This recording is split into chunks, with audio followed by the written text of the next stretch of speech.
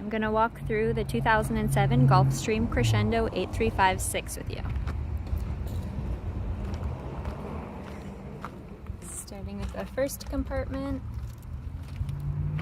So we found out the diesel fill is behind the entry door. So the pass-through.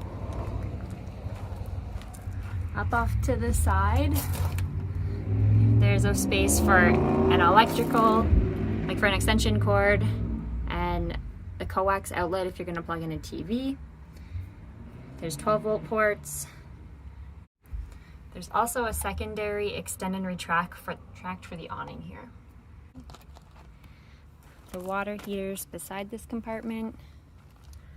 The gravity freshwater fill is inside this lockable door here. And just as it says on it, it's a 751 key. There. The second door. This valve here, just leave it in normal flow until you're wanting to winterize it. Then you'll want to put it straight up and down, and that's how you'll bypass the water heater. That way you won't get any antifreeze inside the tank. The water filter goes inside there, and down on the bottom are the low point drains. So when you're winterizing, you want to turn all those little valves. Okay. All the batteries are located in this compartment here. Some more storage. Electrical for the engine.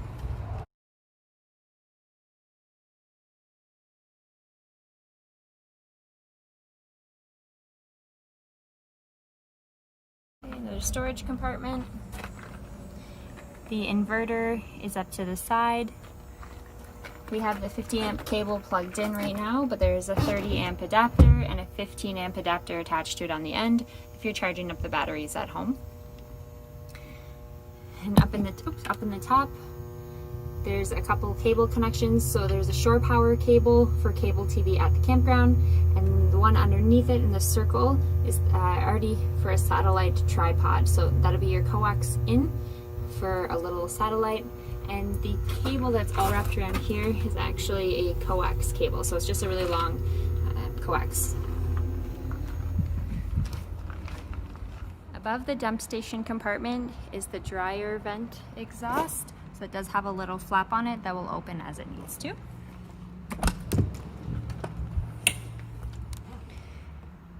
Inside the dump station compartment, so first is a light, and then your fresh water fill or your city water connection. So you'll want to hook a garden hose or water hose up to here and direct this valve in the position that you want. So right now it's for city water connection.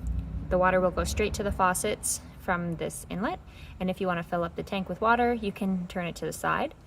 This is a difference from the gravity fill on the other side. The other one, you have a hose that you'll stick down, or if you want, like if you have a container that you can pour water into the motorhome, you can use that way. This one is from the hose, straight from the hose. This is just a water outlet, and then the outside shower. So hot and cold knobs. I have some paper towel. And then off to the side is your black tank flush. So it does have for black and gray, so you can pick which one you're wanting to use. And to use that, you'll need to dump the sewer first. So the big, this side, the right side is for the black tank, because we know that because it's a thicker pipe, a wider pipe. So you want to hook your sewer hose up through the hole in the bottom, and run it out through on the ground and hook it up to your campground's dump station. So you want to pull the black tank valve, let it all empty out completely, then pull the gray tank valve and let it all empty out completely, and then you can use the black tank flush. So you hook your water hose up down to here, so it does have a little opening through the floor as well, and hook the water hose up to there, and you can direct what you want to clean out, the black tank or the gray tank. The valves will need to be open while you use that flush. So when you use that flush is either if you have a lot of smells coming up through the motorhome, or if it's the end of the season before you winterize it, you want to make sure that you have clean tanks. So the next will be down to the right here, this is like, I think it is a sewer hose compartment. It's got some mud inside there right now. That's if you'd like to put your sewer hose down there. The next compartment has some wiring. Storage compartment that passed through. And the propane tank. So right now the propane tank is at about half. It is a 32 US gallon tank, so it's pretty large. Have some more wiring up in the front. There.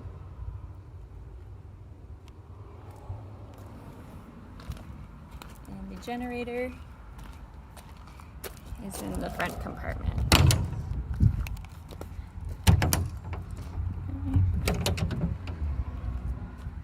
So the generator can be started from out here or 2 different places inside. We advise that if you haven't used the generator in a few months, it is best to start it from out here on the generator itself. So you always want to prime up the generator before you start it. So you hold it down and you'll see a red light turn on, and then you can start it up. It does have an oil fill here as well.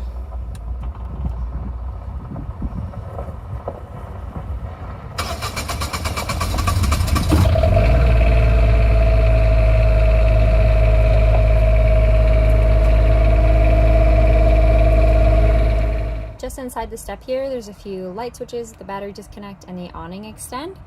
So to turn on the batteries, you press down on the right side of the switches. They have to be on so that you can operate things like the radio and to turn on the engine. If you're not using the motorhome, that's when you'll disconnect them. They can't charge if they are off. So I've turned them both on right now. And I'll open up the awning, so I'll hold extend. As you've seen already, that lets the awning out.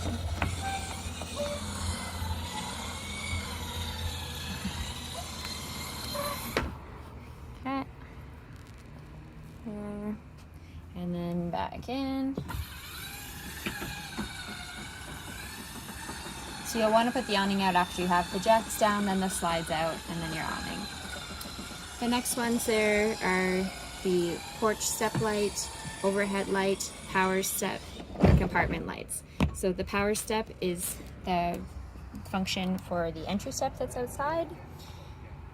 Down here. So basically you'd want to have, you want to use this switch if you want the step to go in and out every time you open it up, open and close the door. Turn this switch so that the step doesn't go in and out. Okay, so you have your mirror operation here, parking brake, exhaust brake, transmission, the generator start. This one's a little bit different in here. So you want to hold down the prime button for a few seconds before starting it up so the light will turn on. The air. So you want to have the airbags on auto to move the motorhome, and you want to have them on lower before you put out the slides. I'll show you some specs with the battery mileage, etc. Light switches and the dash light, wiper wash, and the fill for that is beside the generator, ignition, and the brake controller. Okay. The backup camera powers on with the ignition, so you did see that already. So then we have the power for the radio, the defrost fans, battery, lights, and the horn. So the horn, we found out, if you turn it down, it will just be the regular horn, or you can flick it on to use the deluxe horn. The leveling jacks are down at the bottom. So basically you press on and then hold front until they touch and hold rear until they touch, and then you can adjust the left rear or the right rear. And it does have instructions for you as well. You have to have the parking brake on. You want to retract the jacks, you press retract all. Okay, so then you have the radio, just have a CD player, your air functions, 12-volt ports and cigarette lighter, and some storage. Continuing around, there's kind of a glove box in here. Then there's a 12-volt port and a phone jack, regular 110, cup holders, and some storage down the side. Okay. Looking upwards, so there is some information up here about the build date, the VINs, the tire pressures as well. So the cold tire pressure should be 120 psi. Overhead compartments. I think we've got some extra maps left over in one of these. Your visors, TV remotes we found. Speakers are above. We've got some power seats. So this is the swivel mount, and then the power seat adjustment is on the side. The manuals are just currently sitting between the two driver's seats.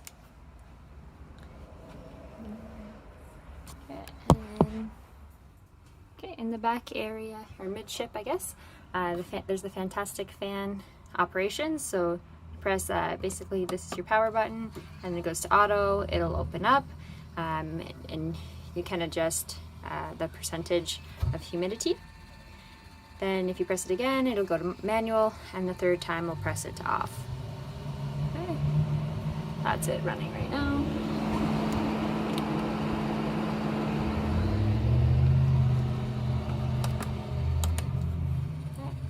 So then the AC, so we did have this running already, so cool is for the front, and then leave it on auto.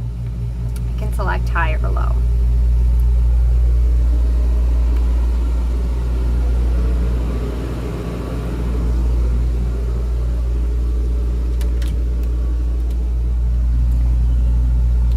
So then these two are light switches. This is the information about the inverter. So you know how it's charging and what the current voltage is of the batteries. And it's showing that we are plugged into 50 amp right now. This is the living room slide operation. So before you operate the slides, you put down the jacks first, and then just as it says on the sticker here, make sure that the driver's seat is in a forward position so that the slide doesn't hit the driver's seat. And then you can open up the slides and watch for the trim here to meet the wall.